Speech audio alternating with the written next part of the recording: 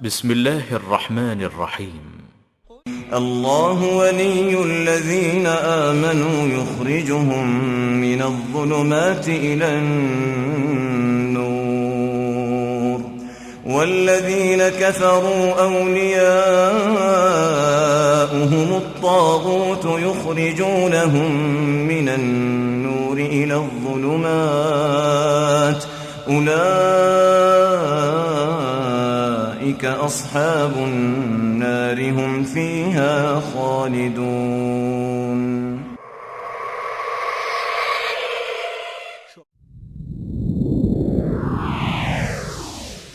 ہمارا پیغمبر یونس علیہ السلام ہم سے اجازت مانگے بغیر، ہم سے پوچھے بغیر اپنی بستی سے چل پڑا. وہ یہ سمجھا کہ شاید ہم اس بات پر قادر نہیں. حضرات، ہماری اس مجلس کے دوسرے خطیب ہیں فضیلت شیخ قاری خلیل الرحمن جاوید قاری صاحب. الحمدللہ علمی حلقے میں کسی تعارف کے محتاج نہیں، البتہ جو لوگ اس آڈیٹوریم میں مقصد ہے کہ دنیا سے جہالت دور ہو جائے، کلام اللہ سے مومن کا دل پر نور ہو جائے. یا الہی جب تک کے جسم میں جائے صد پہ صدر محبوبہ رہے، میں رہوں یا نہ رہوں پر یہ دعا احمد اور عزت قرآن رہے. میں صرف آپ کی محبت کے جواب میں یہ دعا ہی دے سکتا ہوں کہ جس ذات کی وجہ سے آپ محبت رکھتے ہیں وہ ذات بھی آپ سے محبت کرے، اور جس طرح آپ نے مجھے یہاں عزت دی ہے، اللہ آپ کو دنیا اور آخرت میں دونوں جہانوں میں عزت نصیب فرمائے. میں موضوع سن کے حیران ہو رہا تھا کہ شرک کے تو اتنے دروازے ہیں، آپ کہیں دور نہ جائیں، صرف ملتان میں چلے جائیں، جس گلی میں جائیں گے وہ دروازہ کسی نہ کسی مزار پہ ہی کھلے گا. اس قدر دروازے ہیں شرک کے کہ آدمی کس کس کو بیان کرے. دیتا ہوں فصاحت و بلاغت اردو زبان میں اس موضوع کو آگے لے کر چلنے والے ہمارے رحمان جناب قاری خلیل الرحمن. ان دونوں ہاتھوں کو کس نے بنایا؟ اللہ. اور یہ ایک ہی بندے کے دونوں ہاتھ ہیں، لیکن آپ اس ہاتھ سے سارے اچھے کام کرتے ہیں اور اس ہاتھ سے غلیظ کام سارے اس سے کرتے ہیں. میرا گھر ایسا ہے کہ اللہ تبارک و تعالیٰ کے رسول جب میرے گھر کی دہلیز پہ قدم رکھیں گے، گھر میں رکھی ہوئی چیزوں پر نظر ڈالیں گے، تو کیا اللہ تبارک و تعالیٰ کے رسول خوشی خوشی اگلا قدم اندر رکھیں گے یا رکھا ہوا قدم بھی پیچھے ہٹا لیں گے؟ اللہ کے رسول ایک وقت ایسا تھا، میں جوان تھا، بالکل کمزور تھا. اس وقت مجھے اس کے سہارے کی کوئی ضرورت نہیں، البتہ اس کو قدم قدم پر میرے سہارے کی ضرورت. یہ کمزور تھا، میں طاقتور. میری جیب میں روپیہ پیسہ تھا اور یہ بالکل خالی، حتیٰ کہ یہ ایک قدم چلنے کے لیے بھی میری انگلی کے سہارے کا محتاج. انگلی اس کو پکڑواتا تھا، چل سکتا تھا، ورنہ یہ گر جاتا تھا، میرے سہارے کا محتاج. اس وقت اگر میں اسے پھینک دیتا تو میرے سوا کوئی اس کا ہمدرد خیر خواہ کوئی بھی نہیں. پیار سے، بڑی محبت سے آج کے دن کے لیے میں نے اسے پوسا، اس کی خدمت میں نے ہر قسم کی مصائب اپنے اوپر لیے اور اس کو ہر دکھ سے میں نے بچایا. اللہ کے رسول آج حوادث زمانہ نے معاملہ بالکل الٹ کر دیا. اب میں کمزور ہو گیا ہوں، یہ طاقتور ہو گیا. اب میں بوڑھا ہوں، یہ جوان ہے. میری جیب خالی ہو گئی ہے کہ میں اب کماتا نہیں ہوں، کما نہیں سکتا، کام نہیں کر سکتا، اور یہ جیب اس کی بھری رہتی. اب مجھے اس کے سہارے کی ضرورت ہے، اس کو اب میری کوئی ضرورت نہیں. اسلم کی آنکھوں میں سے بھی آنسو آ گئے. آپ نے اس بیٹے کو کہا، خبر انتا و مالوکا لے ابی، نہ تو اپنا ہے نہ تیرا مال تیرا. آج کے بعد تو بھی اپنے باپ کا ہے، تیرا مال بھی تیرے باپ. 5 وقت کی نمازوں کو پڑھے، یہ بھی قید نہیں با جماعت جا کے پڑھے، یہ بھی قید نہیں حرم میں جا کے پڑھے، یہ بھی قید نہیں مسجد میں جا کے کہیں پڑھے، گھر میں بھی پڑھے لیکن پڑھے. مسجد میں بھی جاتی اچھی بات ہے، اس کو اجر ملے گا، ثواب ملے گا، لیکن اگر نہیں جاتی تو وہ ثواب جو مرد مسجد میں جا کے پاتے ہیں اس کو وہی ثواب گھر میں ملے. رسول تم پر بوجھ نہیں، رسول تم پر مصیبت نہیں، بلکہ لقد من اللہ علی المؤمنین اگر تم ایمان کا دعویٰ کرتے ہو تو ایمان والو اللہ کا رسول تم پر اللہ کی طرف سے نازل ہونے والا احسان عظیم ہے کہ اللہ نے یہ قرآن مجھ پر اتارا ہے۔ جیسے میں مثلا آیا، اب پاکستان چلا جاؤں، اب میں کسی سے جا کر کے کہوں کہ میں جب جدے گیا تھا بھائی عاقل سے میری ملاقات ہوئی تھی، میں پاکستان جاؤں اور کسی کو کہوں کہ میں جب جدے گیا تھا بھائی عاقل سے میری ملاقات ہوئی تھی، تو کیا اس بات کا یہ مطلب ہے کہ عاقل بھائی کے سوا کسی سے میری ملاقات نہیں ہوئی تھی؟ اس بات کا یہ مطلب ہے؟ اگر میں کسی سے کہوں کہ جب میں جدے گیا تھا بھائی عاقل سے میری ملاقات ہوئی تھی، اس سے یہ تو ثابت ہو گیا کہ ہاں بھائی عاقل سے میری ملاقات ہوئی ہے، یہ بات قطعی ہے، ٹھیک؟ لیکن اس بات سے یہ نتیجہ نکالنا کہ کسی اور سے میں ملا ہی نہیں ہوں، یہ تو اس بات سے نہیں نکلتا نا۔ اللہ کے نبی نے کہا وَأُوحِيَ إِلَيَّ هَذَا الْقُرْآنِ، یہ قرآن مجھ پر وحی کیا گیا، ٹھیک ہے، یہ قرآن آپ پر وحی کیا گیا، لیکن اس سے یہ نتیجہ نکالنا کہ قرآن کے سوا کچھ وحی نہیں کیا گیا، یہ تو ثابت نہیں ہوتا۔ قرآن وحی کیا گیا، ٹھیک ہے، لیکن قرآن کے علاوہ کچھ بھی وحی نہیں کیا گیا، یہ تو نتیجہ اس سے نہیں نکلتا۔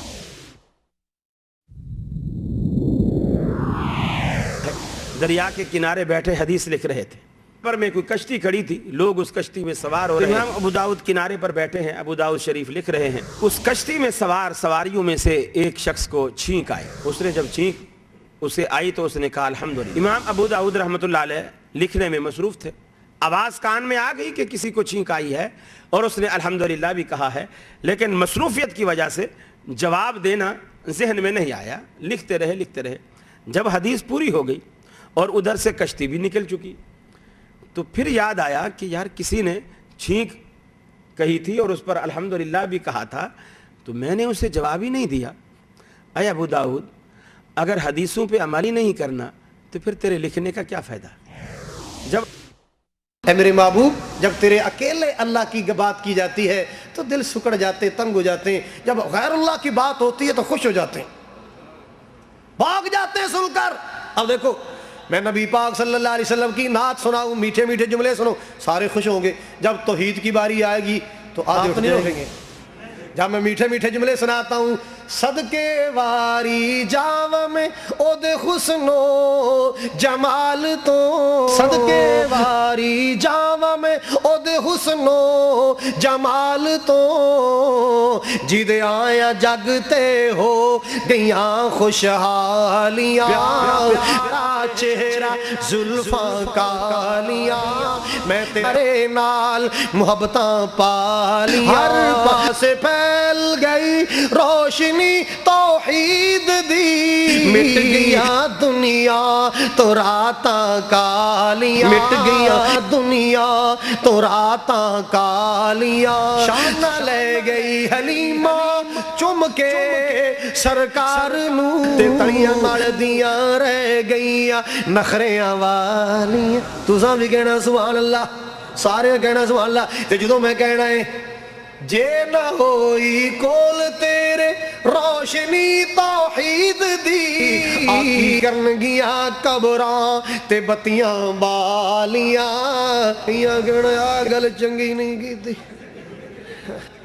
اور میں کیا کملیا پراوا، قبر تے منہ بتیاں بالیں گا، روشنی اتے رہنی، میت تک نہیں جانی۔ اپنی ہڈیوں کا رس پلا کر اپنے دل کے چین کو،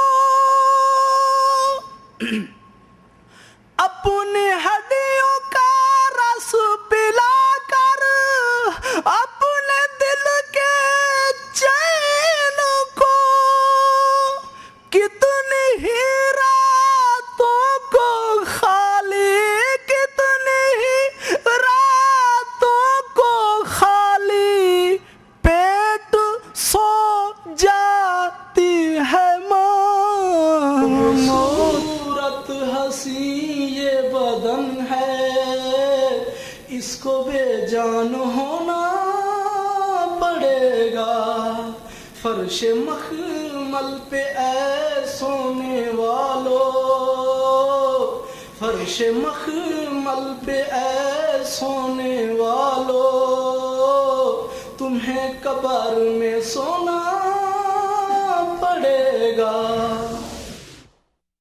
बड़ा प्यारा कौल इमाम शाफी फरमाते हैं, सारे मुसलमानों का इस बात पर इजमा और इत्तेफाक है, प्यारे नबी सल्लल्लाहु अलैहि वसल्लम की सुन्नत मालूम हो गई, वाज़ेह हो गई कि ये है हदीस, ये है नबी सल्लल्लाहु अलैहि वसल्लम का फरमान, बुखारी में मौजूद या मुस्लिम में या तिरमिज़ी में मौजूद है, लेकिन हदीस सही है, अबू दाऊद तरगीब में है, लेकिन अल्लामा अलबानी ने सही इसको करार दिया। जिसको मसला प्यारे नबी सल्लल्लाहु अलैहि वसल्लम की कोई सुन्नत, कोई मसला वाज़ेह हो जाए कि ये नबी सल्लल्लाहु अलैहि वसल्लम का फरमान मुबारक, ये अमल मुबारक है, लम यहिल्लु इज्मा है मुसलमानों का इस बात पर, उसके लिए हलाल नहीं है किसी के लिए भी प्यारे नबी सल्लल्लाहु अलैहि वसल्लम की सुन्नत को छोड़ दे। अल्लाह रब्बुल आलमीन ने देखो कुरान मजीद में क्या कहा, फरमाया व औहैना इला उम्मे मूसा अन अर्दिई फइज़ा खिफ्ति अलैहि फअल्क़ीहि फिल यम ला तखाफी वला तहज़नी इन्ना राद्दूहु इलैकी वजाइलूहु मिनल मुरसलीन।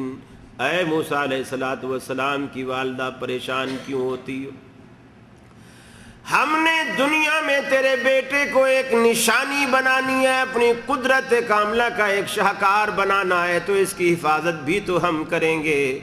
तू हम पर भरोसा किए जा, हम पर तकिया किए जा, हम पर एतमाद कर, हम तेरे बेटे को कभी रहेगा नहीं होने देंगे। इलाहुल आलमीन। फिरौन की फौजें अचानक आ जाती हैं, अचानक छापे मारती हैं, मैं कभी बच्चे को दूध पिला रही होती हूँ, कभी बच्चा रो रहा होता है, मैं बहला रही होती हूँ, अचानक आ जाते हैं, मैं इसे कैसे छुपाऊंगी। रब्बुल आलमीन ने फरमाया परेशान होने की जरूरत नहीं। फ़इज़ा खिफ़्ति अलैहि फ़अल्क़ीहि फ़िल यम। ऐ मूसा अलैहिस्सलातु वस्सलाम की अम्मा, एक लकड़ी का पंघूड़ा, झूला या बक्सा बना दीजिए, मूसा अलैहिस्सलाम को अंदर रख दीजिए। जिस वक्त तुम्हें दुश्मन की फौजों का डर और खौफ पेश नजर हो, मूसा अलैहिस्सलातु वस्सलाम को अल्लाह पर भरोसा करते हुए दरिया की मौजों के हवाले कर दीजिए। दरिया में बहाना तेरा काम, दुश्मन की गोद में पालना मेरा काम। मुझ पे भरोसा करके तो देख। मूसा अलैहिस्सलातु वस्सलाम की वालिदा को कहा, इंसानी फितरत के तहत, इंसानी फितरत के तहत दिल में ख्यालात इलाहुल आलमीन, मैं इस बच्चे की माँ हूँ, ठीक है तो उसकी हिफाजत करेगा, दरियाओं की मौजों से भी बचाएगा, फिरौन की गोद में भी इसे जा करके खिलाएगा पिलाएगा, लेकिन मैं माँ हूँ, कल को मेरा दिल बच्चे को देखने को भी करेगा, बच्चे को प्यार करने को भी करेगा, बच्चे को सीने से लगाने को भी मेरा दिल चाहेगा, तब क्या करूँगी। फरमाया फ़इज़ा ला तखाफी वला तहज़नी इन्ना राद्दूहु इलैक। ऐ मूसा अलैहिस्सलातु वस्सलाम की माँ, मैं अपने अंदाज में कहा करता हूँ कि मुसल्ला बिछा कर, मुसल्ले पे खड़े होकर, अल्लाह के आगे हाथ उठाकर अल्लाहु अकबर कह कर रब्बुल आलमीन से सवाल करना तेरा काम, तेरी गोद में उसी बच्चे को दूध पिलाना मेरा काम। अल्लाह रब्बुल आलमीन ने अपना ये वादा भी पूरा किया। सारी दाइयों को रब्बुल आलमीन ने रोक दिया कि नहीं नहीं, किसी का दूध नहीं पीना, हमने तेरी माँ से वादा किया है कि इन्ना रादूहु इलैके, कि हम ये बच्चा तुझे लौटाएंगे, दुश्मन का खौफ भी नहीं रहेगा, खर्चा पानी भी बचेगा। अब शाही खर्च पर पल रहा है, बच्चा भी माँ के पास आया है और शाही खर्चे पर है, शाही हिफाजत पर है, बल्कि अब शाही खानदान का चश्मो चराग कहलाता है। ये किसका नतीजा है? अल्लाह रब्बुल आलमीन पर भरोसा करने का। मेरे भाइयों, अल्लाह रब्बुल आलमीन हमसे भी यही कहता है, मूसा अलैहिस्सलातु वस्सलाम की माँ की तरह आज पंघूड़े तुम बना लो और अपने आप को दरियाओं की मौजों के हवाले तुम कर दो, फिर देखो कि मैं रब क्या करता हूं, मैं रब क्या करता हूं। असल में इल्म वही जो है ना, उसका सिलसिला ही वहां से शुरू होता है जहां तक इंसान की अपनी रसाई खत्म होती है, जहां तक इंसानी अक्ल खत्म हो जाती है, वहां से इल्म वही का, शरीयत का सिलसिला वहां से शुरू होता है। हम हर चीज को अकल से देखते हैं, अकल कुछ नहीं, अकल कोई माने नहीं रखती। इल्म वही जो है वो असल हिकमत है, हकीमाना चीजें, हकीमाना बातें, हकीमाना इल्म जो है अल्लाह रब्बुल आलमीन ने اپنے پیغمبروں پر نازل ہونے والی شریعت کے اندر رکھا ہے۔ اسی لیے جو لوگ مسلمان ہیں وہ دنیا کے ہر طبقے سے زیادہ عقل والے ہیں، اس لیے کہ وہ عقل والی چیز کی پیروی کر رہے ہوتے ہیں۔ دنیا کا کوئی طبقہ عقل و خرد میں مسلمانوں کا مقابلہ نہیں کر سکتا۔ یہ ایک الگ بات ہے، ہم اپنے رب کو بھلا بیٹھے اور رب العالمین نے پھر ہمیں پستیوں میں دھکیل دیا۔ ورنہ مسلمان، میں اکثر کہا کرتا ہوں وَلِلَّهِ الْعِزَّةُ وَلِرَسُولِهِ وَلِلْمُؤْمِنِينَ، کہ اللہ رب العالمین کا وعدہ ہے عزت صرف تین کے لیے ہے، ایک اللہ کے لیے، اس کے رسول کے لیے، وَلِلْمُؤْمِنِينَ تیسری اس کے لیے جو ان دونوں کو مانے، چوتھے کے لیے اللہ نے عزت ہی نہیں رکھی ہے۔ میرے بھائیو، کائنات میں اللہ رب العالمین کا یہ ہم پر احسان عظیم ہے کہ اس نے انسان بنایا، انسان کے بعد پھر مسلمان بنایا، اور مسلمان بھی ایسا جو شرک سے پاک، توحید کی دولت سے مالا مال۔ یہی تو وہ اصل انعام ہے اللہ رب العالمین کا، جس کے لیے دنیا کو ترسنا چاہیے، جس کے لیے دنیا کو ترسنا چاہیے۔ اور یہ بھروسہ جو ہے توحید کے بغیر کبھی بھی پیدا نہیں ہو سکتا، کبھی بھی۔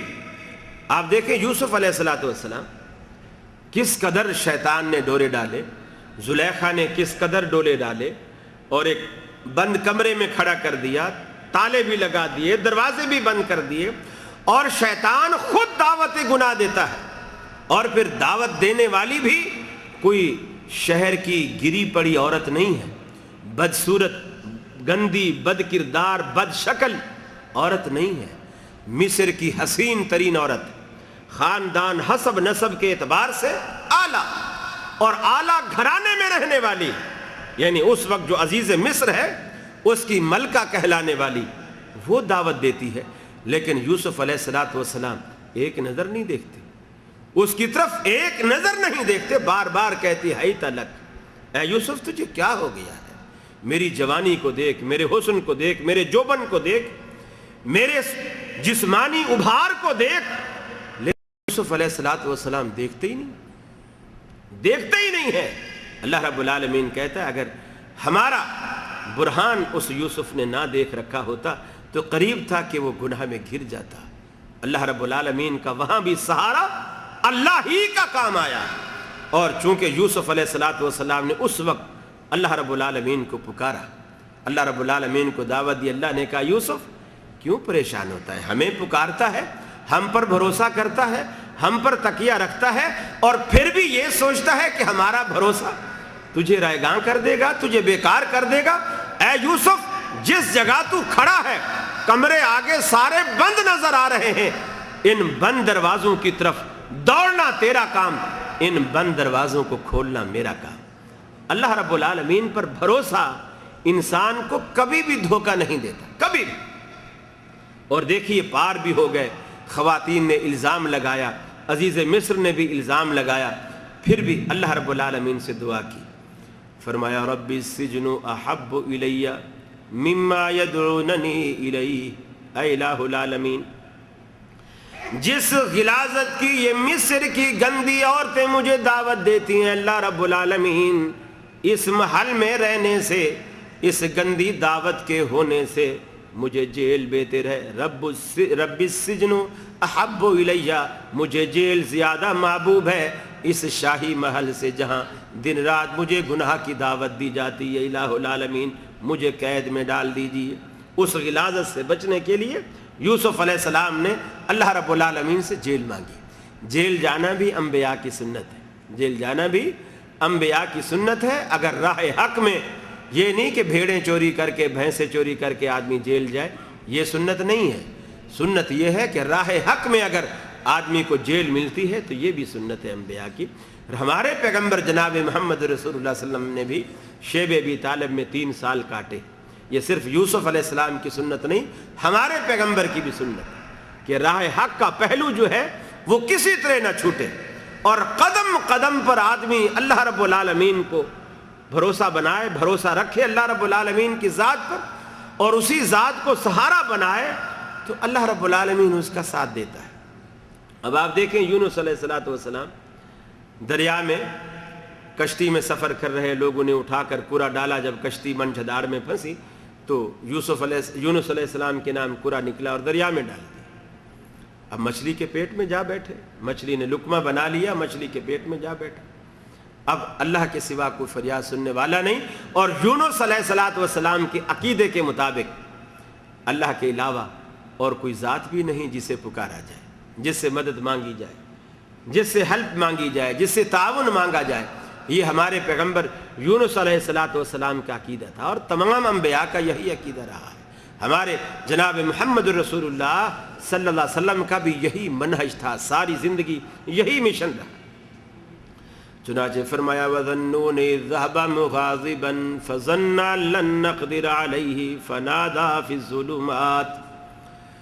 ہمارا پیغمبر یونس علیہ السلام ہم سے اجازت مانگے بغیر, ہم سے پوچھے بغیر اپنی بستی سے چل پڑا. وہ یہ سمجھا کہ شاید ہم اس بات پر قادر نہیں. وہ پار لگ جائے گا کشتی سے, کنارے لگ جائے گا, دریا پار کر جائے گا, لیکن انجام کار سے بالکل بے خبر. مچھلی نے لقمہ بنا لیا.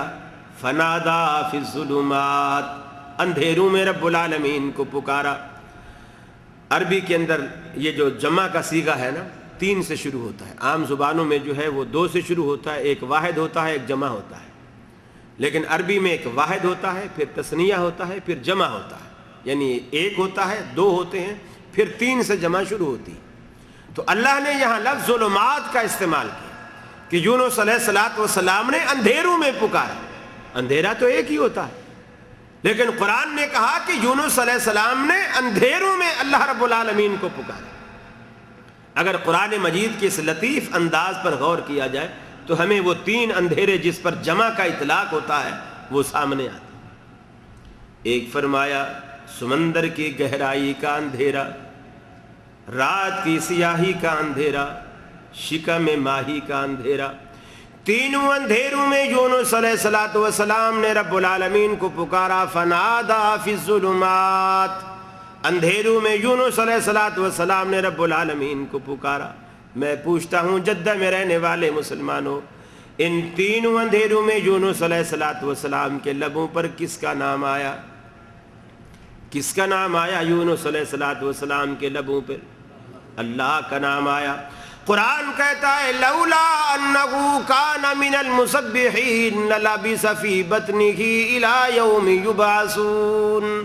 اگر یونس کے لبوں پر ہمارا نام نہ آتا, اپنی اس مشکل میں یونس علیہ السلام میں نہ پکارتا, للبث فی بطنہ الی یوم یبعثون, قیامت تک یونس کو مچھلی کے پیٹ میں رکھتے اور ہمارے سوا کوئی اس کی دستگیری نہ کر سکتا.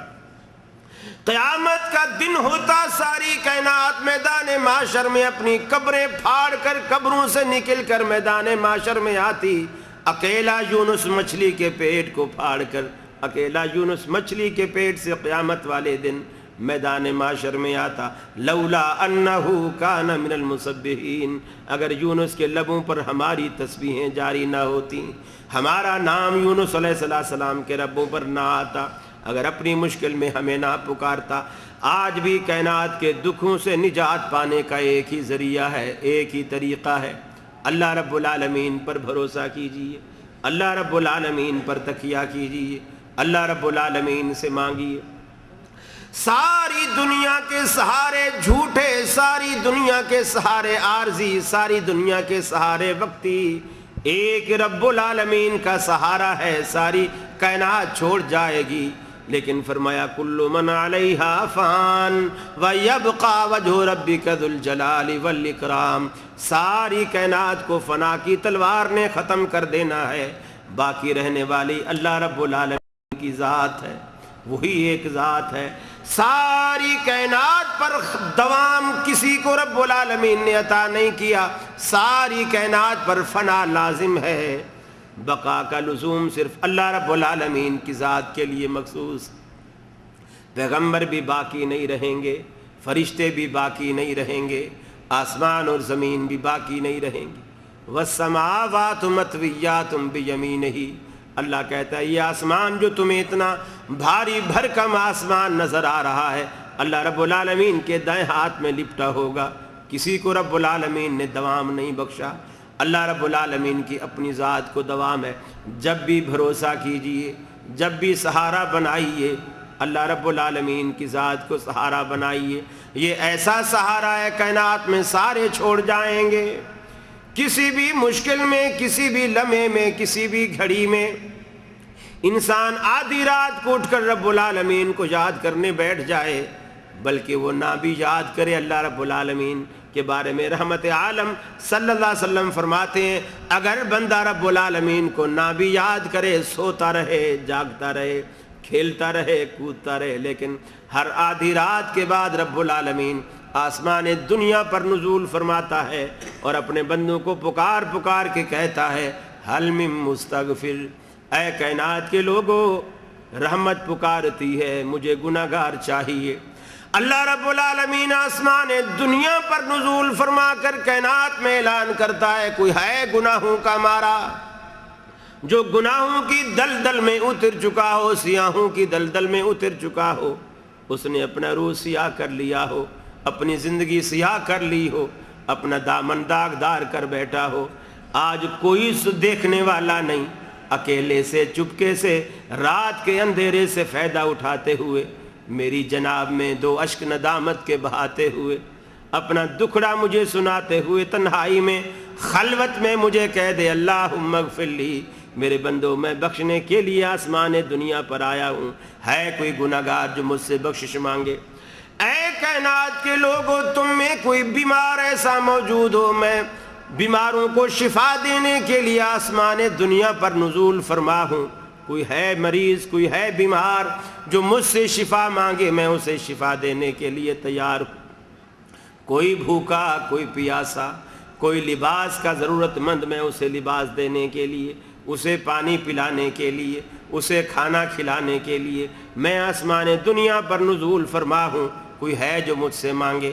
رب العالمین سے نہ مانگو تو رب العالمین ناراض ہو جاتا ہے, کیونکہ رب العالمین کہتا ہے میری ایک ذات ایسی ہے من یتوکل علی اللہ فہو حسبہ.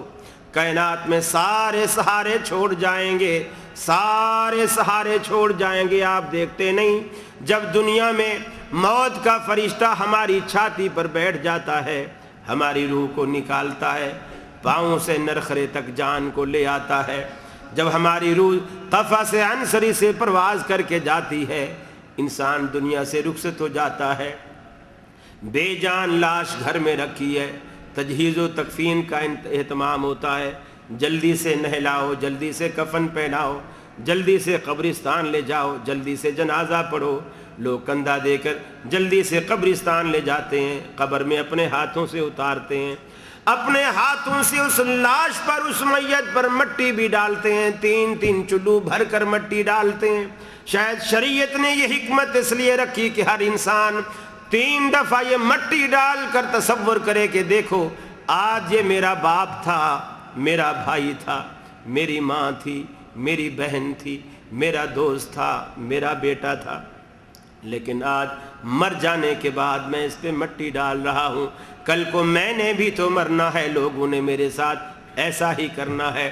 میت کو بھی رب العالمین یہ تصور دلاتا ہے کہ دیکھ تیرے عزیز, تیرے رشتہ دار, تو میرے علاوہ اگر کسی پر بھروسہ کیا کرتا تھا تو آج سب نے تیرا ساتھ چھوڑ دیا, سارے مٹی ڈال کے جا رہے ہیں, سارے اپنے ہاتھوں سے تجھے مٹی کے حوالے کر کے جا رہے ہیں. اب اس کے بعد ہمارے سوا کوئی بھی تیرے ساتھ رہنے والا نہیں. تو اللہ رب العالمین کی ذات واحد ذات ہے جو زندگی کے حتیٰ کہ ماں کے بطن سے لے کر ہمارا بچپن, ہمارا لڑکپن, ہماری جوانی, ہمارا بڑھاپا, ہماری قبر تک کی ساری ضرورتیں, سارے اہتمامات اللہ رب العالمین کرتا ہے. لیکن پھر بھی ہم اس چیز کو نہیں دیکھتے, پھر بھی ہم اس چیز پر دھیان نہیں دیتے. میرے بھائیو, اللہ رب العالمین کی ذات واحد ذات ہے. من یتوکل علی اللہ فہو حسبہ.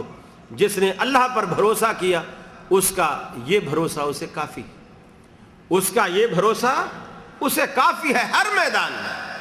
اب آپ دیکھیں صحابہ کرام نے مختلف موقعوں پر اللہ رب العالمین سے دعائیں کرتے, میدان میں اترتے, اللہ فتح دیتا.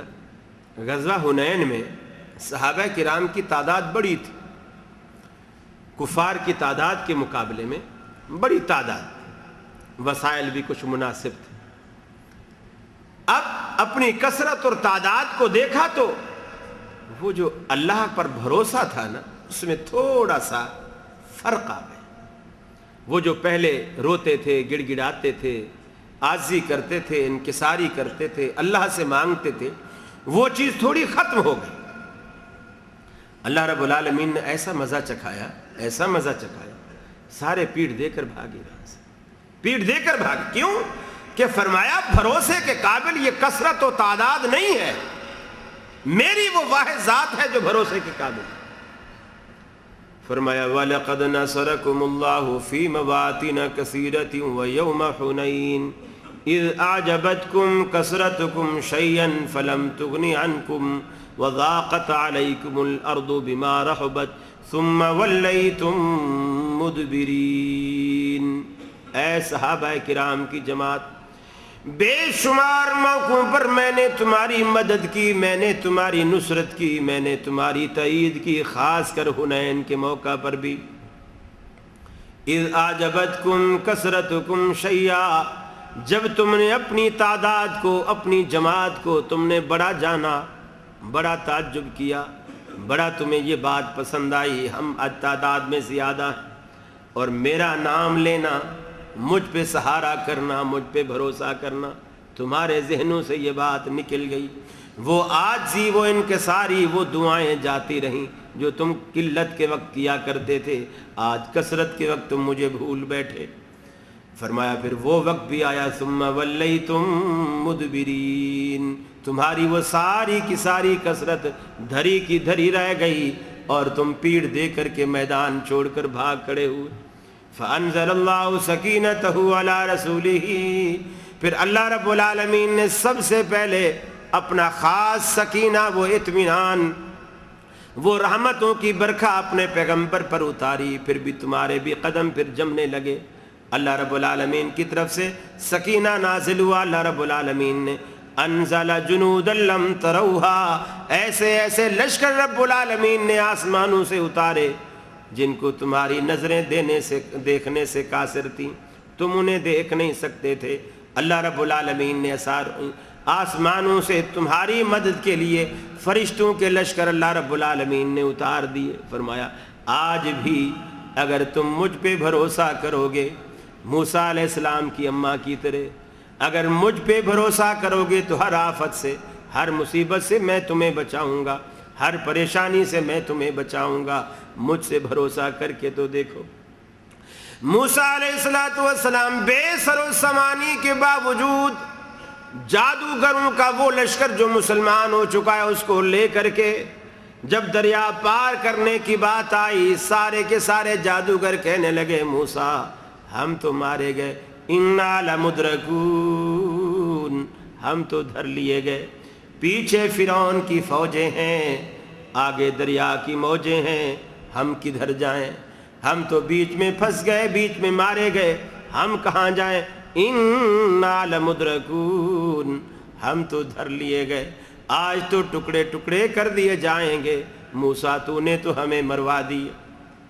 لیکن موسیٰ علیہ السلام دیکھو، حالانکہ وہ بھی بے سر و سامانی کے عالم میں ہیں، ان کے پاس بھی کچھ نہیں، دریا پار کرنے کے لیے کوئی وسائل موجود نہیں، فرعون کی فوجوں کو روکنے کے لیے بھی کوئی وسائل موجود نہیں، لیکن کہتے ہیں کلا ان معی ربی سیہدین، اے میری امت کے لوگوں ہرگز نہیں، کلا ہرگز نہیں، ان معی ربی سیہدین، میرا رب میرے ساتھ ہے، ان قریب وہی مجھے ہدایت دے گا۔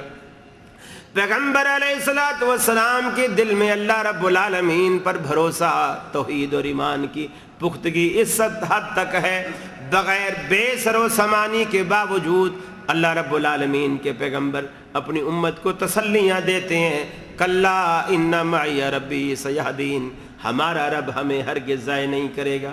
جب فوجیں بالکل قریب آ گئیں، اللہ رب العالمین نے موسیٰ علیہ السلام کے بھروسے کو اعتماد کو ٹھیس نہیں پہنچائی بلکہ اس بھروسے کو اور پختہ کیا۔ اے موسیٰ، ہم نے بڑا ایک معجزاتی عصا، معجزاتی ڈنڈا، معجزاتی لاٹھی تیرے ہاتھ میں تھما رکھی ہے، اس لاٹھی کو دریا پر مار کے تو دیکھیے۔ موسیٰ علیہ السلام نے لاٹھی دریا پہ ماری، سارے کے سارے دریا میں رب العالمین نے اتنے فراخ اور کھلے راستے بنا دیے۔ موسیٰ علیہ السلام کی فوج فوراً دریا پار کر کے پار ہو گئی۔ اللہ رب العالمین نے کہا موسیٰ رکیے، اپنی قوم کو بھی روکیے، یہی تو وہ منظر دیکھنے والا ہے۔ آپ جلدی سے پار کر کے دشمن کے خوف سے مڑ کر، دشمن کے خوف سے بھاگ کر نہ جائیے، بلکہ ذرا رک کر پیچھے مڑ کے دیکھیے کہ اب میں رب کیا کرتا ہوں، اب مجھ پر بھروسے کا مزہ بھی تو دیکھو۔ موسیٰ علیہ السلام کی فوج کو روکا گیا، اور یہ فطرتاً، دیکھیے ایک سانپ ہے نا، کوئی چیز ہے، اگر آپ کے گھر کے اندر گھس آئے یا اسی مسجد میں آ گیا اور کوئی نیچے خانچہ ہو، کوئی ایسی جگہ ہو، وہاں چھپ جائے تو نمازی نماز پڑھنے نہیں آئیں گے۔ فطرت ہے انسان کی، یار ادھر اس مسجد میں سانپ آیا تھا اور وہ پکڑا ہی نہیں گیا، پھر مارا ہی نہیں۔ انسان کو یہ ڈر رہتا ہے، گھر میں سانپ گھس آئے تو سپیرے کو بلاتے ہیں، بھی اس کو نکال، اس کو پکڑ۔ جب تک وہ ہماری آنکھوں کے سامنے نکل نہ آئے، یا ہماری آنکھوں کے سامنے مارا نہ جائے، یا ہماری آنکھوں کے سامنے پکڑا نہ جائے، تب تک وہ انسانی خوف جو ہوتا ہے وہ نہیں جاتا۔ اللہ رب العالمین نے وہ موسیٰ علیہ السلام کی وہ جو ڈری ہوئی قوم تھی نا، چونکہ ایک عرصے تک فرعون کے مظالم سہے ہیں، نفسیاتی طور پر ایک ڈر تو تھا، ایک خوف تو تھا، اب وہ ڈر اللہ رب العالمین اس ڈری ہوئی قوم سے نکالنا چاہ رہا ہے، چونکہ انہوں نے دیکھا تھا ہمارے گھروں میں فرعون جیسا سانپ آ گیا ہے، لیکن مرا ہوا نہیں دیکھا، گھستا ہوا دیکھا ہے لیکن مرا ہوا نہیں دیکھا۔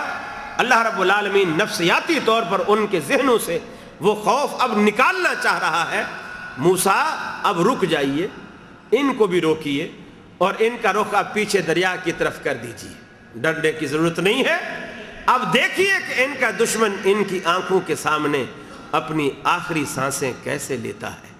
اللہ رب العالمین نے ان کی آنکھوں کے سامنے نہ صرف فرعون کو بلکہ اس کے پورے لشکر کو غرق ہوتے ہوئے اس بنی اسرائیل جو بزدل قوم تھی اس کو دکھایا، اس قوم کو دکھایا کہ دیکھو تمہارا دشمن اب مر چکا ہے، اب تمہیں ڈرنے کی ضرورت نہیں، خوف کھانے کی ضرورت نہیں۔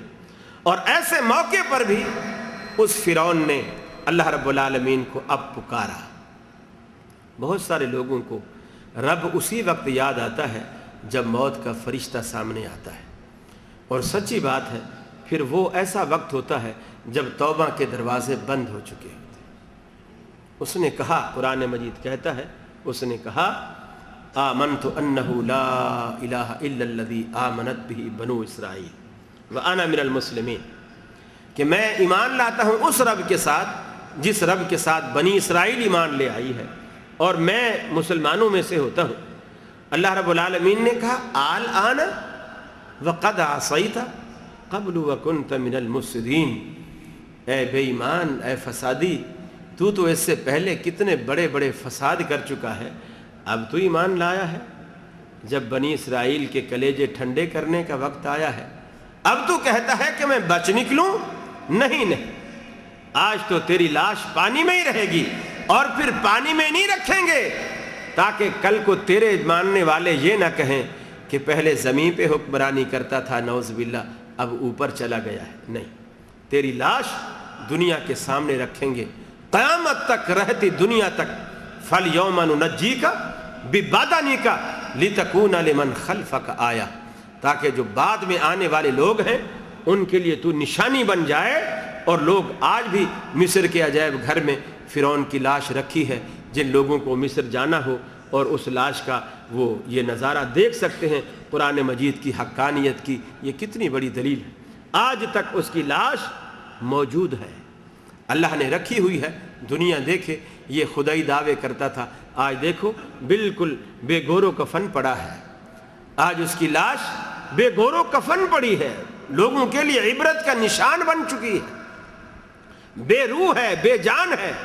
ڈاکٹروں کے رحم و کرم پر ہے، اگر وہ مثالیں نہ لگائیں تو اس میں کیڑے پڑ جائیں، یہ خدائی دعوے کرنے والا ہے۔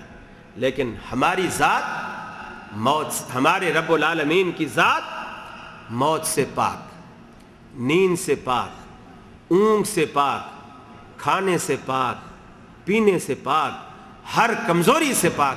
جب آپ کہتے ہیں نا سبحان اللہ، اس کے معنی ہی یہی ہوتے ہیں کہ دنیا میں کمزوری کا کوئی بھی نام، کوئی بھی چیز کمزوری کی موجود ہے، سبحان اللہ کے معنی یہ ہے کہ ایسی ذات کہ کمزوری کا کوئی بھی پہلو، عیب کا کوئی بھی پہلو اس ذات کے اندر نہیں ہے۔ ہر کمزوری، ہر عیب سے وہ ذات پاک ہے، اور وہ صرف اللہ ہی کی ذات ہے۔ اور جب وہ ذات ہر کمزوری سے، ہر عیب سے پاک ہے تو پھر بھروسے کے بھی تو وہی قابل ہے نا، جس میں کوئی عیب نہیں، جس میں کوئی کمزوری نہیں۔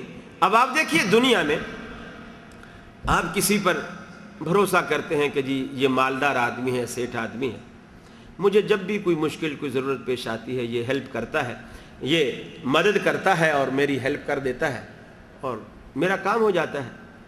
لیکن ایسا ہو سکتا ہے کہ آپ کسی وقت اس کے پاس جائیں کہ بھائی میرا یہ پریشانی ہے، یہ تکلیف ہے، میری ذرا ہیلپ کر دیجئے، اور وہ کہے کہ بھائی ٹھیک ہے تم یہ کہتے ہو، لیکن اس وقت سچی بات یہ ہے میرا اپنا ایک بچہ ہاسپٹل میں ہے، دوسرے بچے کی میری شادی ہے، اور اس طرح کے دو چار وہ اپنی ضرورتیں بتا کر وہ تعاون کرنے سے انکار کر سکتا ہے کہ میری یہ حاجت ہے، میری یہ حاجت ہے، جب تک مجھے حاجت نہیں تھی میں تیری مدد کرتا رہا، اب میری اپنی ضرورتیں میرے سامنے۔ اور ایسا ہو سکتا ہے اب آپ کسی سے کہیں کہ یار آپ ہر مہینے ہمارے گھر کا راشن دیا کرتے تھے، اللہ نے آپ کو بڑا نوازا ہے اور میں وہی امید لے کر تمہارے پاس آیا ہوں، میرا کاروبار نہیں ہے، میرا بزنس نہیں ہے۔ وہ آگے جواب دے کہ ٹھیک ہے، جب تک اللہ رب العالمین نے مجھے بڑا پرافٹ دیا تھا، بڑا نوازا تھا، میں دیتا تھا، اب یہ ہے کہ گزشتہ کئی مہینوں سے میرے کاروبار میں کافی خسارہ آیا ہے اور بالکل کاروبار کا بٹھا بیٹھ چکا ہے، اب گھر کا خرچہ چلانا بھی مشکل ہو رہا ہے، بس سفید پوشی کا بھرم رکھتے ہوئے ہم کسی کے آگے ہاتھ نہیں پھیلا رہے، ورنہ حالت ایسے ہی ہے۔ اب وہ اپنی ضرورتیں سامنے رکھے گا، آپ کا تعاون نہیں کرے گا۔ لیکن اللہ نے، آپ دیکھو، اللہ رب العالمین نے اپنی ذات کے لیے کوئی بھی ضرورت نہیں رکھی، اور شاید اس میں یہی حکمت ہے کہ میرا بندہ کبھی بھی میرے دروازے پر آ کر اپنی ضرورت پیش کرے تو اللہ رب العالمین کو اپنی ضرورتیں یاد نہ آئیں، اس لیے کہ وہ ضرورتوں سے پاک ہے۔ اللہ الصمد، اللہ بے نیاز کے معنی یہ ہے کہ ساری کائنات کو اس کی ضرورت ہے، مگر اس کو کسی کی ضرورت نہیں، اس کو کسی کی ضرورت نہیں ہے۔ کوئی اس کو مانے اپنے بھلے کے لیے، کوئی نہ مانے اپنے نقصان کے لیے، اس کی خدائی میں، اس کی ربوبیت میں، اس کی الوہیت میں، اس کی حاکمیت میں، اس کی خالقیت میں کوئی فرق نہیں آتا۔ اگر ہم سارے کے سارے مسلمان ہو جائیں اور سارے اللہ کے حضور سجدہ کرنے لگ جائیں، اس کی شان نہیں بڑھے گی، اور سارے نعوذ باللہ ہم کافر ہو جائیں، انکار کر دیں، اس کی شان نہیں گھٹے گی، ہم اپنی عاقبت خراب کریں گے۔ ساری کائنات کا وہ داتا ہے اور وہی سہارے کے اور بھروسے کے لائق اور قابل ہے، اور اسی ذات کا بھروسہ ہمیشہ ہونا چاہیے۔ اور اگر اس ذات کا بھروسہ ہم نے چھوڑ دیا، یقین مانیے کائنات میں پھر ایسا کوئی مضبوط سہارا نہ دنیا میں اور نہ آخرت میں۔ لوگ کہتے ہیں کہ ایک صاحب، پیر صاحب گئے تو بیوی، ذرا کسی مرید کی بیوی سمجھدار تھی، دیندار تھی، اس نے فوراً پردہ کیا، سامنے بھی نہیں آئی، مصافحہ بھی نہیں کیا۔ حالانکہ دیکھو رسول اللہ صلی اللہ علیہ وسلم، اما عائشہ صدیقہ رضی اللہ تعالیٰ عنہ فرماتی ہیں، رسول اللہ صلی اللہ علیہ وسلم کے ہاتھ نے کبھی کسی عورت کے، جو کہ آپ سے جیسے بیوی ہیں ان کے علاوہ، کبھی آپ نے کسی سے مصافحہ نہیں کیا، آپ کے ہاتھ نے کسی عورت کو چھوا تک نہیں۔ رسول اللہ صلی اللہ علیہ وسلم سے بڑھ کر کائنات میں کوئی پیر ہے؟ کائنات میں کوئی پیر و مرشد آپ کی ذات سے بڑھ کر، آپ سے زیادہ تقوی والا، آپ سے زیادہ اللہ سے ڈرنے والا کائنات میں کوئی ہے؟ نہیں ہے۔ لیکن وہ پیر صاحب مرید سے کہتے ہیں، دیکھو تمہاری بیوی گستاخ ہے. اب یہ پیر صاحب آئے ہیں, پیر صاحب سے پردہ کر ملنے بھی نہیں آئی, مصافحہ بھی نہیں کیا. باقی مریدنیاں پاؤں دبا رہی ہیں, ٹانگیں دبا رہی ہیں. یہ تو پاؤں دبانا تو دور کی بات ہے, مجھے دیکھنے بھی نہیں آئی, نہ اپنی شکل دکھائی. اب قیامت والے دن جب پل صراط سے پار کرنے کا وقت ہوگا, میں وہیں پاس کھڑا ہوں گا اور اپنے مریدوں کو پل صراط سے پار کروا رہا ہوں گا اللہ میاں سے سفارش کروا کے. یہ جب شکل ہی نہیں دکھائے گی تو مجھے پتہ کیسے چلے گا یہ میری مریدنی ہے؟ میں بخشواؤں گا کیسے اسے؟ پل صراط کیسے پار کراؤں گا؟ یہ لوگوں کے عقیدے ہیں, یہ لوگوں کے عقیدے ہیں میرے بھائیوں. اللہ تبارک و تعالیٰ کے رسول کے بارے میں اما عائشہ فرماتی ہے, ایک دن میں گھر میں بیٹھی تھی, رات کا وقت تھا, اور میری آنکھوں سے کچھ آنسو آ گئے جہنم کے تصور سے, خوف سے. اللہ کے رسول آئے اور پوچھا ما یبکی کہ یا عائشہ, عائشہ کیوں روتی ہو؟ کس بات نے تجھے رلایا ہے؟ تیری آنکھوں میں آنسو جب محبت ہوتی ہے نا, جس سے محبت ہوتی ہے انسان اس کو روتا ہوا دیکھ نہیں سکتا. رسول اللہ صلی اللہ علیہ وسلم کو بھی حضرت عائشہ سے بے پناہ محبت تھی, اور حضرت عائشہ اس کا حق بھی رکھتی تھی, چونکہ وہ دینداری, وہ تقوی, قرآن مجید کی مفسرہ, قرآن مجید کی حافظہ, حدیثوں کی محدثہ, بے شمار پیچیدہ مسائل بڑے بڑے جلیل القدر صحابہ حضرت عائشہ صدیقہ رضی اللہ تعالی عنہا سے جا کر سمجھا کرتے تھے. اللہ نے بڑا درک عطا کیا تھا, اللہ کے رسول کو بڑی محبت. آج آنکھوں میں آنسو دیکھے تو اللہ کے رسول بھی بے قرار ہو گئے. ما یبکی کہ یا عائشہ, ایسا کیوں روتی ہو, کیا بات ہے؟ عرض کی اللہ کے رسول بس یہ جو دوزخ کا تصور اور خیال آیا, رونا آ گیا. اللہ کے رسول ذرا ایک بات بتائیے, هل تذکرون اہلیکم یوم القیامت یا نبی اللہ. اللہ کے رسول کیا قیامت والے دن اللہ رب العالمین جب قیامت برپا کرے گا, اپنا میزان لگائے گا, انصاف کرے گا, ترازو لگائے گا, نام اعمال دے گا, وزن کرے گا, اعمال تولے گا, اس وقت هل تذکرون اہلیکم, کیا آپ اپنے اہل خانہ کو یاد رکھیں گے؟ یہ تو پل صراط کے پاس کھڑا ہو کر مریدنیوں کو پار کروا رہا ہے نا. اما عائشہ اللہ کے رسول سے پوچھتی کہ آپ بھی اپنے امتیوں کو, اپنے گھر والوں کو ایسے ہی پار کروائیں گے؟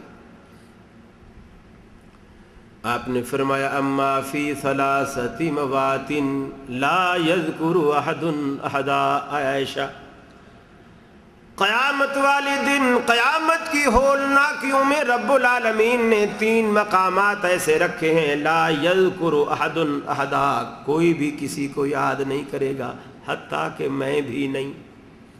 میں بھی اپنے اہل خانہ کو, عائشہ تو بھی مجھے بھول جائے گی, قاسم, طاہر, طیب بھی مجھے بھول جائیں گے, میں کسی کو یاد نہیں رکھ سکوں گا. اما فی ثلاثت موات لا یذکر احد احدا, کوئی کسی کو یاد نہیں کرے گا. ایک فرمایا عند المیزان عند الصراط, ایک جب رب العالمین ترازو لگائے گا, نام اعمال تولے گا, ساری کی ساری کائنات خوف کے عالم میں ہوگی. آج نہ معلوم میرے ساتھ کیا ہونے والا ہے, میرا نیکیوں کا پلڑا جھکنے والا ہے یا بدیوں کا پلڑا. کیوں؟ اس لیے کہ فرمایا فَأَمَّا مَنْ ثَقُلَتْ مَوَازِينُهُ فَهُوَ فِي عِيشَةٍ رَاضِيَةٍ وَأَمَّا مَنْ خَفَّتْ مَوَازِينُهُ فَأُمُّهُ هَاوِيَةٌ. جس کی نیکیوں کا پلڑا بھاری ہو گیا, اللہ رب العالمین اس کو اس کی پسند کی زندگی عطا کرے گا. ایسی زندگی رب العالمین عطا کرے گا. وَلَكُمْ فِيهَا مَا تَشْتَهِي أَنفُسُكُمْ وَلَكُمْ فِيهَا مَا تَدَّعُونَ. فرمایا جس چیز کا رب العالمین نے تم سے وعدہ کیا وہ تو ملے گی سو ملے گی, لیکن وَلَكُمْ فِيهَا مَا تَشْتَهِي أَنفُسُكُمْ, جس کو تمہارے نفس چاہیں گے رب العالمین تمہیں مرضی کا مالک بنا دے گا. جنتوں میں جو مانگو گے وہ ملے گا, جو چاہو گے ملے گا. ہر چیز رب العالمین. نام اعمال کے تلنے کے وقت کوئی کسی کو یاد نہیں کرے گا. دوسرا فرمایا جب پل صراط سے گزرنے کا وقت ہوگا, یہ بھی ایسا خوف و ہراس ہوگا کہ فرمایا اس خوف و ہراس میں نفس و نفسی کا عالم ہوگا, کوئی کسی کو یاد نہیں کرے گا. یہ پیر مرید کیا یاد رکھیں گے جب اللہ کا رسول اپنے اہل خانہ کو بھول جائے گا؟ آپ سے بڑھ کر پھر کائنات میں اور کون ہے جو یاد رکھے؟ کون ہے جو یاد رکھے؟ ایسے لوگوں کے لیے پھر ایسے ہی ایک مریدنی تھی، بڑی سمجھدار، اللہ نے توحید کی دولت سے نوازا تھا۔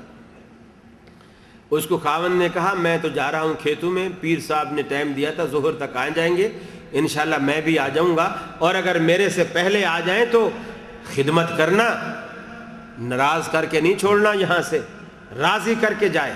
پیر صاحب ہیں، اگر ان کے دل سے کوئی آہ نکل گئی، کوئی بد دعا نکل گئی تو ہمارا تو بیڑا غرق ہو جائے گا۔ اب وہ چلے گئے کھیت میں، پیچھے سے پیر جی آ گئے گھر میں۔ اب مریدنی ہے، اس پیر جی نے کہا کہ وہ ہمارے مرید کہاں ہیں؟ اس نے رونے جیسی آواز بنا کے کہا پیر صاحب کیا بتائیں، مرید صاحب کا تو ایسا برا حال ہے، کوئی 6 مہینے سے پاگل سے ہوئے ہیں، اور ان کے ہاتھ میں جو ہے ایک رنگین سا ڈنڈا ہے بڑا لمبا سا، اور وہ ہاتھ میں لیے ہوئے جو بھی آتا ہے بندے کو بالکل پہچانتے ہی نہیں ہیں، ڈنڈا سر میں ٹکا دیتے ہیں۔ اب کہاں ہے؟ اب کہاں ہے؟ بولے بس وہی پاگل پن کے دورے میں نا ڈنڈا لے کے گھر سے باہر نکلے ہوئے۔ اب وہ پیر جی سمجھے کہ کہیں ایسا نہ ہو کہ مرید یہاں پہنچ ہی جائے ڈنڈا لے کر، چونکہ وہ تو پاگل ہے، مجھے تو پہچانے گا نہیں، بھاگا۔ اب جیسے گھر سے باہر نکلا، دور سے مرید کی بھی نظر پڑ گئی، بھاگا بھاگا گھر آیا۔ اس نے کہا بیگم لگتا ہے تو نے پھر وہی اپنی وہابیوں والی بات کی ہے، شرارت کی ہے، پیر جی ناراض ہو کے گئے ہیں، لگتا ہے تم نے بٹھایا ہی نہیں۔ اس نے کہا نہیں میں نے تو بہت بٹھایا، میں نے تو یہ بھی کہا بیٹھو میں سیویاں ابالتی ہوں، دیسی گھی ڈالوں گی، یہ کروں گی وہ کروں گی، بڑا کہا میں نے۔ وہ کہنے لگے کہ نہیں، یہ جو کمرے میں وہ جو دیوار کے پاس رنگین ڈنڈا کھڑا ہوا ہے نا، پیر جی کہنے لگے بس میرے کو یہ دے دو میں بس جاتا ہوں۔ اس نے کہا تو نے ڈنڈے کی خاطر پیر جی کو ناراض کر کے بھیجا ہے یہاں سے، چلو میں دے کر آتا ہوں۔ اب ڈنڈا ہاتھ میں لیا اور پیچھے بھاگ پڑے۔ پیر جی ڈنڈا لیتے جاؤ، پیر جی کو تو بات یاد آ گئی کہ وہ مریدنی صحیح کہتی تھی، یہ پاگل ہو گیا، اور رنگین ڈنڈا بھی واقعی وہی ڈنڈا بھی اس کے ہاتھ میں ہے۔ اب وہ کہہ رہا ہے پیر جی رکو، خدا کے لیے ڈنڈا لیتے جاؤ ڈنڈا۔ اب وہ گھوڑا اور دوڑا ہے، یہ پیچھے اور بھاگے، وہ اور دوڑا ہے۔ ایسے لوگوں کے ساتھ پھر ایسے ہی ہونا چاہیے میرے بھائیوں۔ یہ جو رنگین ڈنڈے والے پیر ہوتے ہیں نا، لاتوں کے بھوت باتوں سے نہیں مانتے، ان کو پھر ایسے ہی سیدھا کیا جانا چاہیے۔ بڑی گمراہی پھیلا رکھی ہے ان لوگوں نے، یقین مانیے اللہ رب العالمین نے آپ کو بڑا، یہاں حرمین شریفین کی برکت ہے، اللہ رب العالمین نے آپ کو شرک کی غلاظت سے یہاں بچا رکھا ہے، ورنہ پاک و ہند میں آپ دیکھیں مزاریں اگتی ہیں، جیسے کوئی بیج ڈالتا ہے نا، بیج ڈال کے پھر پانی دیتے ہیں تو فصل اگتی ہے، ایسے مزاریں اگتی ہیں ہر ہفتے میں، کبھی وہاں کبھی وہاں کبھی وہاں، آپ دیکھیں گے جگہ جگہ مزاریں بن رہی۔ اور اس طرح لوگ اللہ رب العالمین کا بھروسہ، اللہ پر توکل، خدا رب العالمین کا سہارا یہ لوگوں کے دلوں سے ختم ہو۔ لوگ ڈرتے ہیں، خوف کھاتے ہیں انہی لوگوں سے ڈرتے ہیں، اگر ہم نے یہ نہ کیا تو یہ ہو جائے گا، یہ نہ کیا تو یہ ہو جائے گا، پیر عبد القادر جیلانی کے نام کی 11ویں نہ دی تو پتہ نہیں بھینس مر جائے گی، بچہ مر جائے گا، یہ ہو جائے گا وہ ہو جائے گا۔ اور پھر اللہ رب العالمین بھی ان کے عقیدے کے مطابق، عقائد کے مطابق کچھ ان کے ساتھ ویسا ہی سلوک کرتا ہے۔ اب اس نے اس مہینے 11ویں نہیں دی، ذہن میں خوف پیدا ہو گیا کہ میں نے دودھ بانٹا نہیں ہے اور کہیں ایسا نہ ہو میری بھینس ہی مر جائے، اتفاق سے بھینس مر گئی۔ اب وہ شرک میں اور پختگی، دیکھا میں نے 11ویں نہیں دی تھی نا، اب دیکھو اللہ رب العالمین کی نافرمانی ساری عمر کرے، نماز نہ پڑھے، روزہ نہ رکھے، حج نہ کرے، کبھی خوف دل میں نہیں آئے گا پتہ نہیں میرا بچہ مر جائے، میں مر جاؤں، مجھے کوئی بیماری اللہ رب العالمین لگا دے۔ جو قادر مطلق ہے، جو ایسا کرنے پر قادر ہے، اس کی نافرمانیاں کر کے ہمیں خوف نہیں آتا، اور جو بیچارے خود لاغر ہیں، خود کمزور ہیں، ان پر ہم سہارا، ان پر تکیہ اور ان کا خوف، یہ جو اعتقادی خوف ہے نا، یہ بھی شرک ہے۔ یہ خوف صرف اللہ کا ہونا چاہیے۔ کہیں نخل مرکز کی چھاؤں میں سجدے، شرک کس طرح پھیل رہا ہے، کہیں نخل مرکز کی چھاؤں میں سجدے، کہیں مرنے والے کے پاؤں میں سجدے، اشاروں میں سجدے، نگاہوں میں سجدے، یہاں اور وہاں خانقاہوں پہ سجدے، یہ قبہ پرستی کے پامال سجدے، مزاروں پہ جا جا کے ہر سال سجدے، مزاروں پہ جاتے ہو بہرے سفارش، جو خود سو چکے کیا سنیں گے گزارش، جو مائل بخواب اجل ہو چکے ہیں، لحد میں جو آرام سے سو چکے ہیں، جو کروٹ بدلنا نہیں جانتے ہیں، انہیں آپ مشکل کشا مانتے ہیں۔ ساری کائنات میں جتنے بھی قبروں میں آپ نے دفن کر رکھے ہیں بے روح جسم ہے، بے روح جسم، ان میں روح موجود نہیں، ان میں جان نہیں۔ آپ کی بات سننے سے کاسل، آپ کی بات ماننے سے کاسل، آپ کا کام کرنے سے کاسل۔ ساری عمر بھی پکارتے رہیں، ساری عمر ان کے آستانے پر کھڑے ہو کر ان کو پکارتے رہیں۔ قرآن کہتا ہے بالکل ایسے ہے جیسے پیاسا کنویں کے کنارے کھڑے ہو کر پانی کو پکارتا رہے، لِيَبْلُغَ فَاهُ وَمَا هُوَ بِبَالِغِهِ، تاکہ وہ پانی اس کے منہ میں آ جائے۔ قیامت تک پکارتا رہے، وہ پانی کبھی اس کے منہ میں نہیں آئے گا۔ وَمَا دُعَاءُ الْكَافِرِينَ إِلَّا فِي ضَلَالٍ، فرمایا ان بے ایمانوں کی، ان نابکاروں کی دعا، ان کی پکار جو غیر اللہ کے آگے ہوتی ہے، ایسے ہی گمراہی میں بیکار چلی جاتی ہے۔ کوئی فائدہ نہیں غیر اللہ کو پکارنے کا، غیر اللہ سے مدد مانگنے کا۔ یہ بے روح مجسمے تمہارا کچھ بھی نہ کرنے پر قادر ہے، نہ کچھ بگاڑنے پر قادر ہے، نہ اذیت دینے پر قادر ہے، نہ تمہیں راحت بخشنے پر قادر ہے۔ بے روح جسم، بے روح مجسمے کچھ بھی نہیں کر سکتے، ان کے ہاتھ میں رب العالمین نے کچھ بھی نہیں رکھا۔ اگر ان کے پاس کچھ ہوتا تو اللہ کی قسم یہ کائنات میں کون ہے جو دنیا سے اٹھنا چاہے، مرنا چاہے؟ اگر ان کے ہاتھ میں کچھ ہوتا تو یہ خود مرتے ہی کیوں؟ یہ مرتے ہی کیوں؟ اگر ان کے ہاتھ میں کچھ ہوتا تو مرتے ہی کیوں؟ رسول اللہ صلی اللہ علیہ وسلم کے اپنے ہاتھوں میں ابراہیم آپ کے بیٹے نے دم توڑا اور آپ نے کچھ بھی نہیں کر سکے۔ آپ نے فرمایا اِنَّ بِفِرَاقِكَ لَمَحْزُونُونَ یا ابراہیم، اے ابراہیم تیری جدائی کا، تیرے جانے کا، تیرے چلے جانے کا، رخصت ہونے کا ہمیں بہت صدمہ ہے، اور اس کے سوا ہم کر بھی کیا سکتے؟ آپ کی روح کو پیغمبر علیہ السلام روک نہیں پاتے، آپ کے ہاتھوں میں دم توڑا۔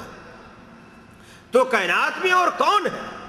یہ جو میرے بھائیوں، یہ جو اعتقادی خوف اور اعتقادی ڈر لوگوں نے بٹا رکھا ہے، اور شرک کی اتنی قسمیں ہو چکی ہیں۔ صرف یہ قبروں اور مزاروں کا شرک نہیں رہا، بلکہ لوگوں نے یہ جو پتھروں اور لکڑیوں کے بت تھے وہ ختم ہو گیا۔ اب لوگوں نے اپنے دلوں میں تصوراتی بت رکھے، تصوراتی۔ دل کے آئینہ میں ہے تصویر یار، جب ذرا گردن جھکائی دیکھ لی۔ ہم نے تیرے ملنے کی ترکیب یہ سوچی ہے، دل میں ہی بنا لیں گے چھوٹا سا صنم خانہ۔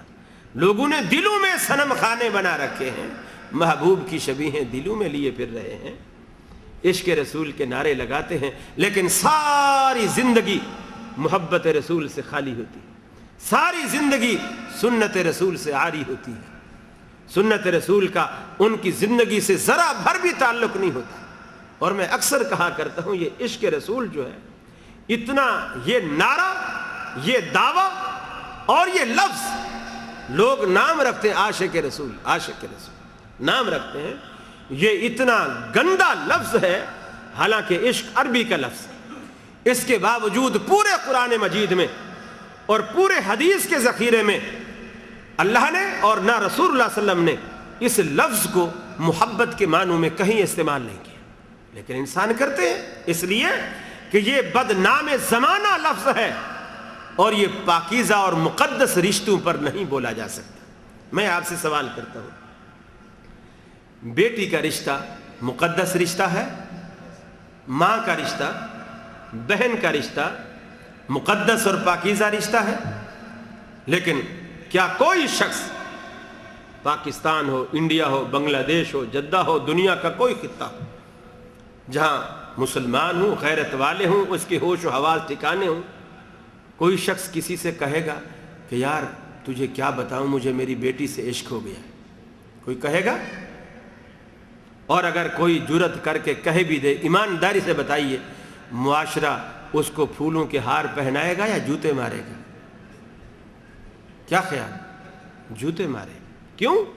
اس لیے کہ ماں، بیٹی، بہن یہ مقدس رشتے ہیں، پاکیزہ رشتے ہیں، اور ان پاکیزہ رشتوں کے لیے ہمارا معاشرہ بدنام زمانہ لفظ کا اطلاق گوارا نہیں کرتا، تو کیا رسول اللہ صلی اللہ علیہ وسلم کا جو اپنی امت کے ساتھ اور ایک امتی کا اپنے پیغمبر کے ساتھ جو رشتہ ہے، یہ رشتہ اتنا بھی مقدس نہیں جتنا ماں بہن اور بیٹی کا رشتہ مقدس ہے، کہ جس لفظ کو آپ اپنی بیٹی کے لیے، ماں کے لیے، بہن کے لیے استعمال کرنے میں آر محسوس کرتے ہیں، اس گندے اور بدنام اور پلید لفظ کو رسول اللہ صلی اللہ علیہ وسلم جیسے پاکیزہ اور مقدس رشتے کے لیے استعمال کرتے ہیں۔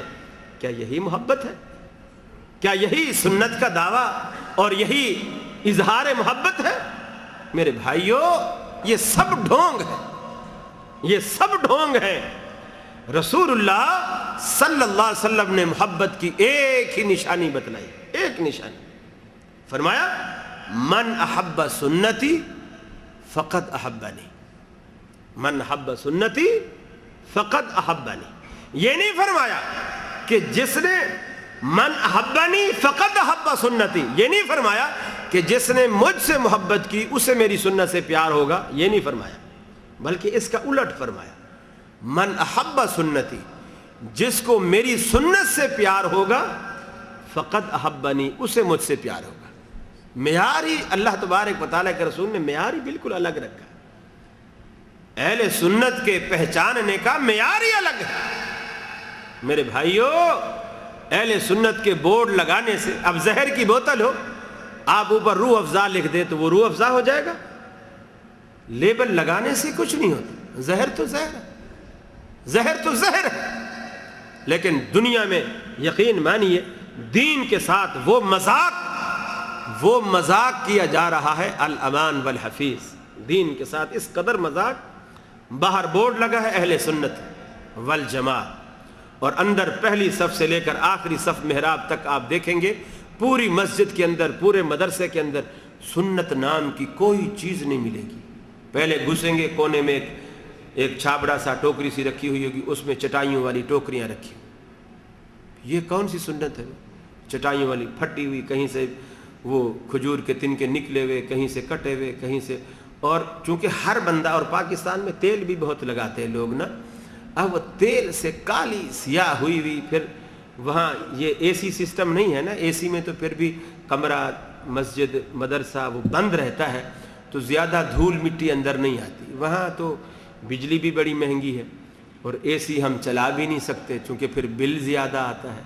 آپ کو اللہ رب العالمین نے اس مصیبت سے بھی نجات دے رکھی ہے، یہ اللہ رب العالمین کا بڑا کرم ہے، بڑا احسان ہے اللہ رب العالمین کا، تو دھول مٹی بڑی آتی، اب تیل لگا ہوا، پھر دھول مٹی آ کے اوپر جم گئی، اب وہ ٹوپیاں پہن کے اللہ تبارک و تعالیٰ کے حضور آ کے کھڑے ہو جاتے ہیں، اور پھر دلیل کیا دیتے ہیں جی؟ قرآن میں اللہ نے فرمایا ہے خذوا زینتکم عند کل مسجد، جب بھی تم اللہ کے گھروں میں مسجد میں آؤ تو زینت کی چیزیں اپنا لیا کرو۔ تو کیا زینت اسی چٹائی کی میلی کچیلی ٹوپی میں رکھی ہوئی؟ ایمانداری سے بتائیے، آپ میں سے کوئی آدمی کبھی بھی زندگی میں وہ ٹوپی پہن کے سسرال گیا؟ چونکہ سسرال واحد گھر، واحد جگہ ہے جہاں داماد یہ کوشش کرتا ہے کہ میں خوبصورت سے خوبصورت لگوں، ٹھیک ہے، خوبصورت سے خوبصورت لگوں، میری ساس بھی مجھے دیکھے تو خوش ہو جائے، سسر بھی دیکھے تو خوش ہو جائے، سالیاں بھی دیکھیں تو خوش ہو جائے، آدمی کوشش کرتا ہے کہ میں اچھا لگوں۔ تو جب یہ زینت کی چیز ہے، یہ خوبصورتی کی چیز ہے، تو کبھی کوئی سسرال پہن کے کیوں نہیں گیا؟ لیکن ایسا نہیں، ایسا نہیں۔ پھر آگے چلو، آگے چلو، کہیں سے بھی دیکھتے چلے جاؤ مساجد کے اندر وہ شرکیہ کلمے اللہ کے گھروں میں، حالانکہ اللہ رب العالمین کہتا ہے ان المساجد للہ فلا تدعوا مع اللہ احدا، مسجدیں اللہ کے لیے ہوتی ہیں اور اللہ کے علاوہ کسی کو نہیں پکارا جانا چاہیے۔ میں ایک چھوٹی سی مثال دیا کرتا ہوں، آپ جب گھر بناتے ہیں، آپ نے بنگلہ بنایا، فلیٹ بنایا، ہر بندے کی کوشش ہوتی ہے میرے مکان پر میرے نام کی تختی لگے۔ یہاں پتہ نہیں کیا رواج ہے، لیکن پاکستان میں تو میں دیکھتا ہوں اکثر یہی رواج ہے، لوگ اپنے گھر کا کوئی نام رکھتے ہیں اور اکثر وہ گھر کے کسی بڑے فرد کے نام پر ہوتا ہے، اور آدمی کی کوشش ہوتی ہے میں نے جو گھر بنا ہے یہ میرے نام پر ہو, میرے نام کی تختی میرے گھر کے دروازے پر لگے تاکہ آنے والا پہچانے, اس تختی کو دیکھے اور سمجھ جائے کہ یہ فلاں کا گھر ہے. لیکن کوئی آدمی اس کی چاہے کسی دوست سے کتنی ہی گہری دوستی کیوں نہ ہو, وہ اپنے دوست کے نام کی تختی اپنے گھر پہ لگانا پسند نہیں کرتا. اور اللہ رب العالمین تو ہم سے کہیں زیادہ غیرت والا ہے. یہ اللہ کا گھر ہے, اللہ کے گھر میں غیر اللہ کے نام کی تختی کیوں لگے؟ جب گھر اللہ کا ہے تو اللہ کے گھر میں اللہ کے نام کی تختی لگنی چاہیے. غیر اللہ کے نام کی تختی یہ چاروں طرف یا عمر یا ابو بکر یا عثمان یا علی یا فاطمہ یا حسن یا حسین, پوری مسجدیں بھری ہوتی ان عبادات سے اور شرکیہ جملوں سے. اور اس سے جھلکتا ہے کہ یہ مسجد کن لوگوں کی. اکثر یہ ٹرینڈ بن گیا, ہم مسجد میں داخل ہوتے ہیں, پہلے دیکھتے ہیں دائیں کونے پر یہاں لکھا ہوا یا اللہ, پھر دیکھتے ہیں بائیں کونے پر وہاں لکھا ہوا یا محمد. ہم سمجھ جاتے ہیں یہ بریلویوں کی مسجد ہے. اب وہ دیوبندیوں نے اس سے کہ دوسرا طریقہ نکالا, وہ لکھتے ہیں یا لفظ ہٹا دیتے ہیں, ایک طرف اللہ لکھتے ہیں اور دوسری طرف محمد لکھتے ہیں. ہم سمجھ جاتے ہیں یہ دیوبندیوں کی مسجد ہے. حالانکہ یہ ایک ٹرینڈ چل پڑا ہے کہ ہم کوئی بریلویوں سے کم تھوڑی. جب وہ یا اللہ یا محمد لکھ رہے ہیں تو ہم کوئی اس سے کم تھوڑی, ہم بھی لکھیں گے. اب انہوں نے اللہ, اور بات ایک ہے. بریلویوں کا نقطہ نظر یہ ہوتا ہے کہ پوری کی پوری کائنات کو یہی دو ہستیاں چلا رہی ہیں, ایک اللہ چلا رہا ہے, ایک محمد صلی اللہ علیہ وسلم چلا رہے ہیں. اور دیوبندیوں نے بھی صرف یا ندا کے کلمات ہٹا کر وہی لفظ رہنے دیے. نظریہ تو وہی رہا کہ کائنات کو دو ہستیاں چلا رہی ہیں, جبکہ مواحد کا عقیدہ یہ ہے کائنات کا چلانے والا ایک ہی خالق, ایک ہی مالک. فرمایا لو کان فیہما آلہۃ الا اللہ لفسدتا, اگر اس زمین میں آسمان میں ایک اللہ کے سوا زیادہ اللہ ہوتے, زیادہ معبود ہوتے, تو پوری کائنات میں فساد برپا ہوتا. ایک خدا کہتا میں ابھی رات لاؤں گا, دوسرا کہتا نہیں میں دن لاؤں. ایک کہتا کہ میں آج دن ہونے ہی نہیں دوں گا, رات ہی رہے گی.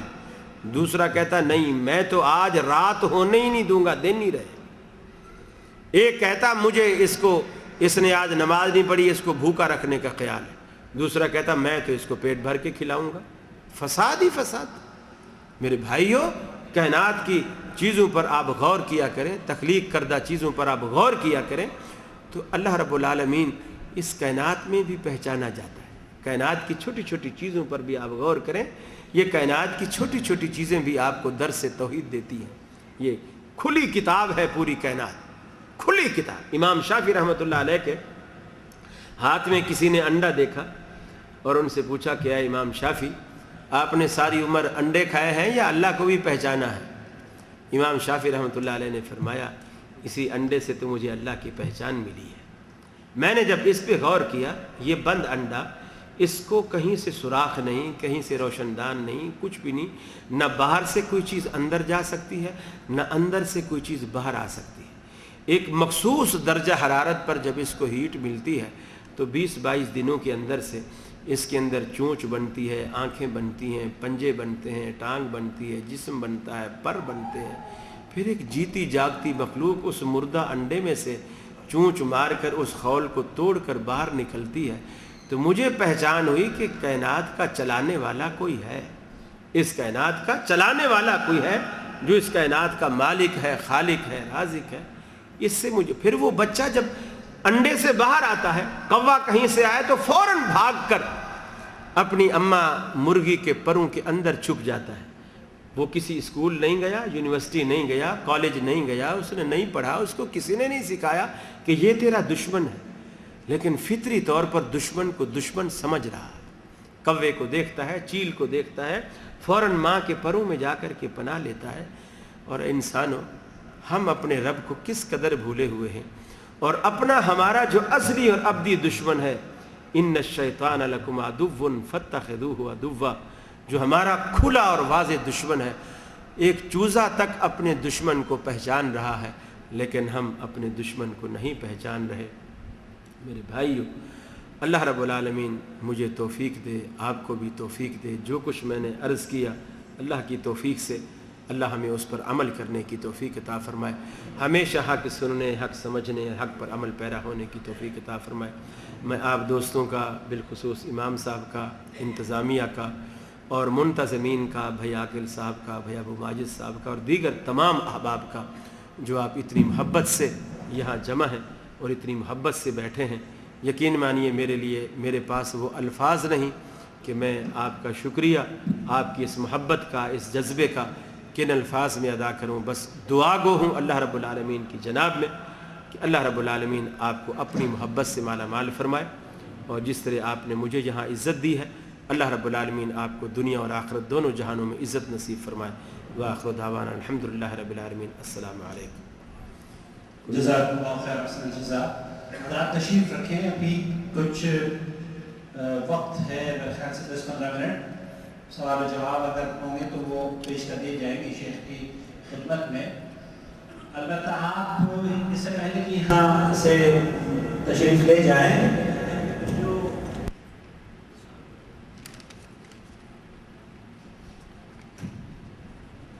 بسم اللہ، جو اعلانات ہیں شیخ اصل میں جس طرح سے آپ حضرات تمام جانتے ہیں کہ عمرے کی سعادت کے لیے مملکت سعودی عرب میں تشریف لائے ہیں، اللہ رب العالمین شیخ کے عمرے کو اور سفر کو شرف قبولیت عطا فرمائے اور امن و سلامتی کے ساتھ اپنے وطن اہل و عیال کے لوٹائے۔ 4-5 دروس گزشتہ ہفتوں میں ہوئے ہیں شیخ کے، اور آنے والے کچھ دنوں میں بھی دروس ہیں تو وہ سن لیجئے۔ 4 یہ تو آج کا ہو گیا، 7 جولائی کو پیر کے دن جنتی عورت کے عنوان پر شیخ کا خطاب ہوگا عشاء کی نماز کے بعد مدرسہ ام المؤمنین حفصہ رضی اللہ تعالیٰ عنہ میں، جو عزیزیہ میں واقع ہے۔ یہاں پر خواتین کا بھی انتظام ہے۔ اس کے بعد جولائی 8 کو، اس سے اگلے روز، پیر اور منگل دونوں دن ہیں، اولاد اور والدین کے حسن سلوک کے بارے میں مدرسہ ام المؤمنین حفصہ میں ہی خطاب ہوگا۔ اور 10 جولائی کو جمعرات گستاخ قوم کے عنوان پر عشاء کی نماز کے بعد مسجد نور حی البوادی میں شارع مقرونہ پر واقع، یہ موفیم کوثر کے پیچھے ہے، اس میں انشاءاللہ خطاب ہوگا۔ 11 جولائی کو اپنے رب کو پہچان کے عنوان پر خطبہ جمعہ شرکت کوٹہ میں ہوگا۔ اس کے بعد 11 ہی جولائی کو حدیث کی اہمیت کے عنوان پر جو آنے والا جمعہ ہے، عشاء کی نماز کے بعد مسجد منارہ عزیزیہ مرحبا سپر مارکیٹ کے پیچھے انشاءاللہ خطاب ہوگا۔ اور اس کے بعد پھر آخری نشست جو شیخ کی ہوگی وہ ہوگی شیخ صاحب سے ایک خاص ملاقات، ایک انٹرویو جو کہ ہم عام لوگوں کے لیے انشاءاللہ تعالیٰ ویڈیو کی شکل میں ریکارڈ کریں گے کہ شیخ نے کس دور سے گزر کر، کن حالات سے گزر کر اپنے مقلدانہ روش کو چھوڑا اور آپ لوگوں کے ساتھ یا آپ لوگوں کی وہ جو کاروان توحید ہے اس میں شرکت کی ہے۔ تو الحمدللہ یہ ایک خاص انٹرویو ہوگا جو انشاءاللہ تعالیٰ شیخ سے ہم آخری میں لیں گے۔ اور اسی طرح سے آپ لوگوں کے لیے خوشخبری ہے کہ مولانا فضل الرحمان صاحب سے بھی انشاءاللہ تعالیٰ اسی طرح کا ایک انٹرویو انشاءاللہ تعالیٰ لیا جائے گا، جو شیخ اس کو الحمدللہ اس پر کام کر رہے ہیں۔ اور ہم لوگ یہ چاہتے ہیں کہ آپ حضرات بھی اگر کوئی ذرا سا بھی کچھ بولنے کی اہلیت رکھتا ہو 10-15 منٹ کے لیے وہ اپنی تبدیلی کی کہانی کس طریقے سے تبدیل ہوا، کس طریقے سے اس نے شرک و بدعات کو چھوڑا، وہ کچھ ہمیں بتائے، ہم اس کے گھر پر یا کسی جگہ کسی مجلس میں انشاءاللہ تعالیٰ ان کلپس کو ریکارڈ کریں گے اور دنیا کے لیے انشاءاللہ تعالیٰ وہ ایک اچھا پیغام یہاں سے جدہ